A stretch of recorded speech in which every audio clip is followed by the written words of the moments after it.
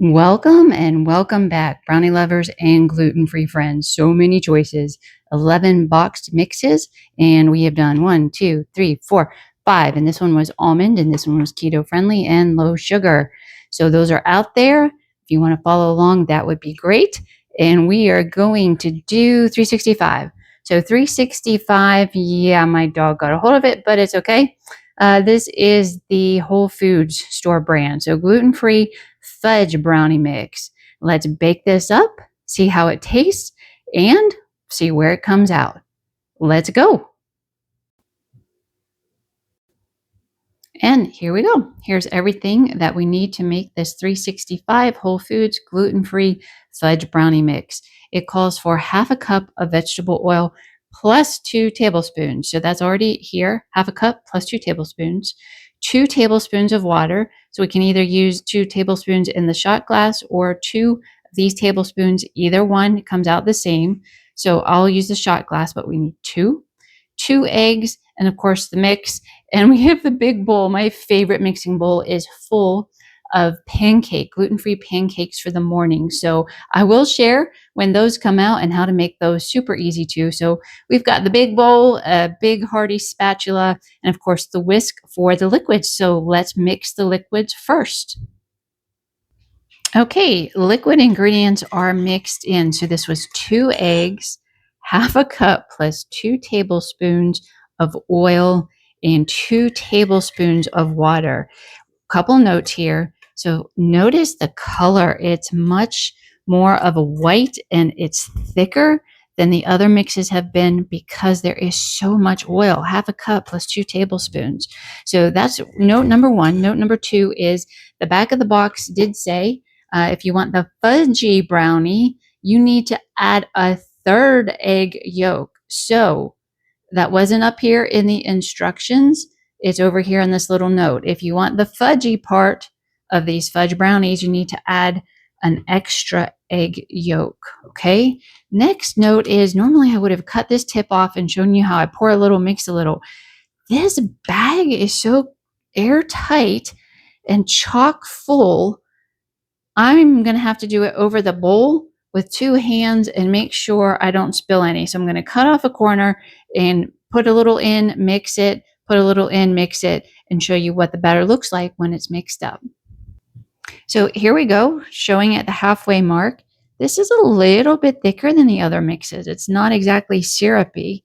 So I think I'm going to have to switch to the spatula pretty soon. So that's half of the mix in. And yes, I'm definitely glad I cut it over the bowl or it would have made a mess. And it smells scrumptious. It smells like the last one we did, the Live G Free by Aldi. So this smells very, very brownie, chocolatey. It smells gooey, if that makes sense. So let's mix the rest of it in.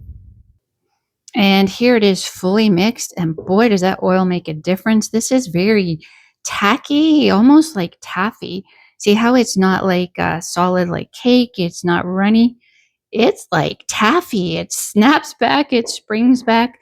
So this will be interesting. So it is ready to go into either a greased or a parchment lined. I'm using the parchment, 9x9 or 8x8. And I've got the 9x9. So it goes in the pan and then in the oven at 325. So here's what it looks like in the pan. And remember, I always say, make sure it's even. Spread out to the edges and the corners. No highs, no lows, so it bakes even. Well, does everybody remember marshmallow fluff? It's like melted marshmallows in a jar, right? If you never had it, imagine just a pile of melted marshmallows. That's what it was like spreading this stuff. This is the hardest I've ever spread. And look, I'm jiggling it, I'm moving it. It doesn't move. So this will be really interesting how these come out. It reminds me of just a whole stinking jar of marshmallow fluff. Anyway, these now go in the oven at 325 for 25 to 30 minutes. So I'll be safe and set it on the short side at 20. And here's how they look at 22 minutes. And I did the fork test, stick the fork in, see if it comes out clean. And boy, oh boy, did it come out clean. So good news, all we have to do is cool them down, then we can cut them up and do the taste test. Well, here they are, completely cooled. And they are on the thin side. I know I have a 9x9 pan, but that's what it called for. And they are definitely dense. They smell really good. They smell like a very rich brownie. Oh, it came out very solid. It looks quite fudgy. And it's even heavy in texture. So here we go, taste test.